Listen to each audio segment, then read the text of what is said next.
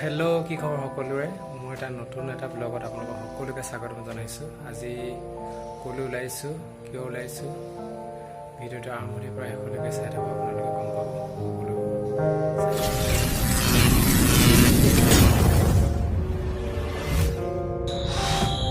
সেয়ে আমাৰ যাত্ৰা আৰম্ভ কৰিলোঁ ঘৰৰ পৰা বুলি। লগত মোৰ ভাইটি এটা আহিছে। বহুত হেঁপাহেৰে কিবা এটা কৰিবলৈ আগবাঢ়িছোঁ। কি কৰিবলৈ লৈছোঁ আপোনালোকে চাওক শেষলৈকে ভিডিঅ'টো। এয়া লগত ভাইটি আহিছে।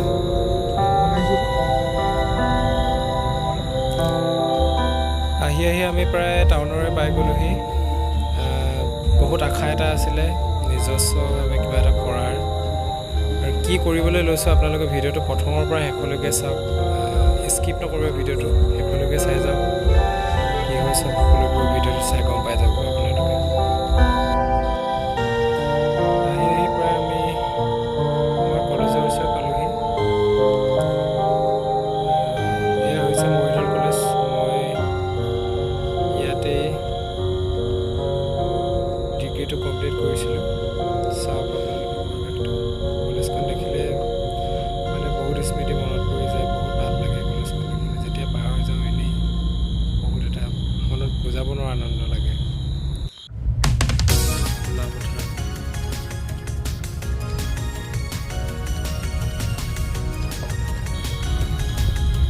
এয়া পোলা পথাৰৰ পাৰ হ'লোহি। লাহে লাহে আমাৰ গাড়ী আগবাঢ়িলে।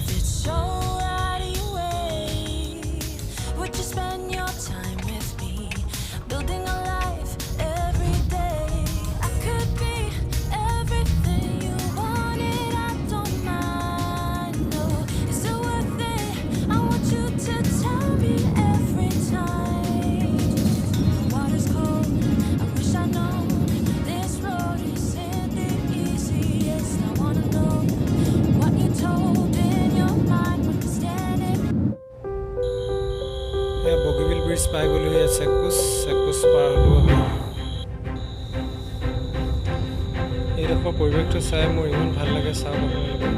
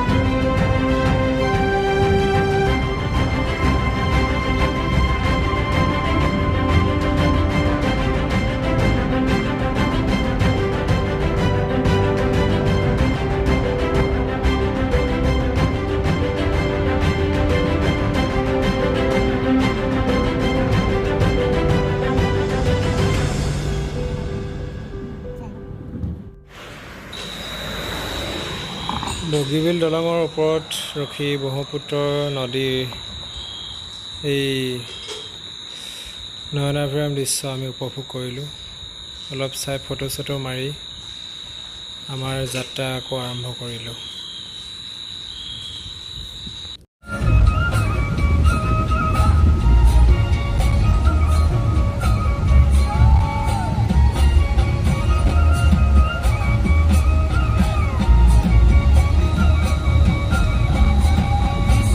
আহি আমি চুকাফা পালোহি।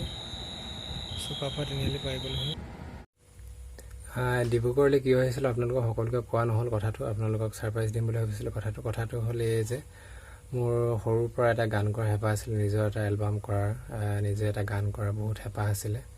সেই সূত্ৰে ডিব্ৰুগড়লৈ বুলি মই নীলদা ষ্টুডিঅ'ত বিউটা ষ্টুডিঅ'ত আহিছিলোঁ। আৰু নীলদা ইমান সুন্দৰকৈ গানটো কৰিছে।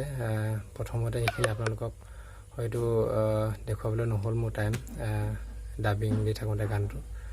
আৰু গানটো কেনেকুৱা হয় কি হয় আপোনালোকে সকলোখিনি ইয়াৰ কিয়দাংশ আপোনালোকৰ আগতে এই ব্লগটোত দিছোঁ। আৰু যেতিয়া গানটো ৰিলিজ দিয়ে আপোনালোকে সকলো মৰম চেনেহ যেন উপচাই দিয়ে যেন সেইটোৱে আশা ৰাখিলোঁ।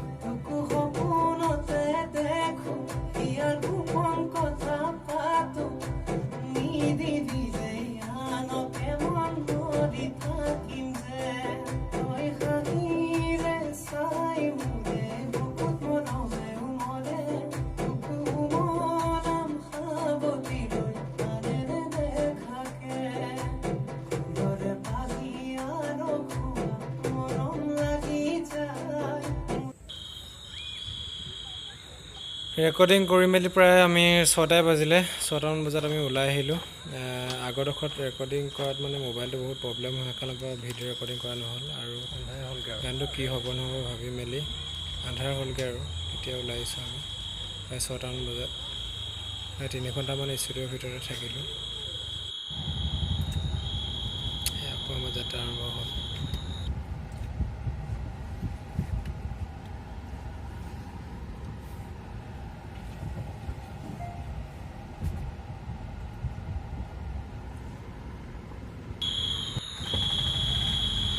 এই ঘৰটো যে দেখিছে নীলদা ষ্টুডিঅ'টো এইটোৱে। ইয়াতে সুন্দৰভাৱে গান চান কৰি আছে দাদাই। B-Type ষ্টুডিঅ' ডিব্ৰুগড়, চাৰ্চ কৰিলে পাই যাব।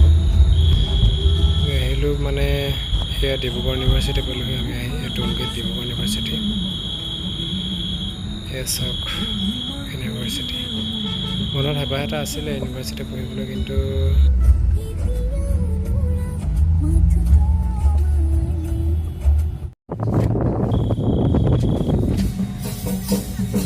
ৰাস্তাত আহোঁতে কৰম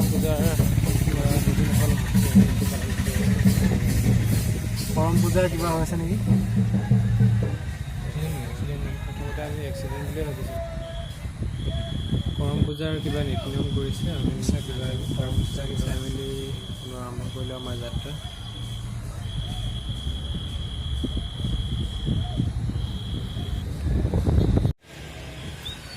দিনটো পিছবেলা ভাত খোৱা নাছিলোঁ, ভোকে পেলাই আমি ৰংপুৰ ধাবাত আহি ফাৰ্ষ্ট তৃপ্তিৰে খাওঁ বুলি সোমালোহি।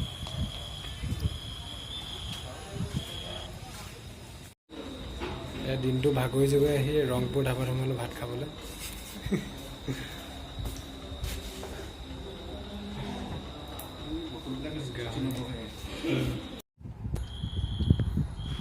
ভাত খাই মেলি পুনৰ ঘৰলৈ বুলি যাত্ৰা কৰিলোঁ।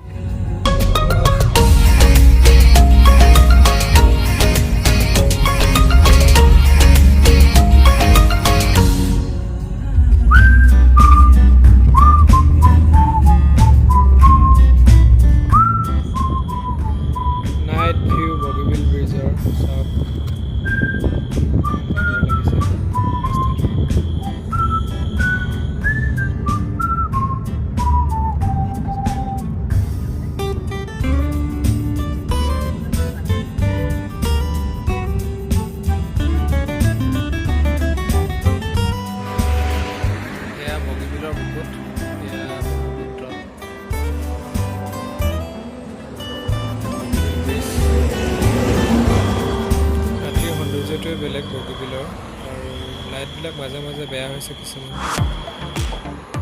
ভাল লাগে।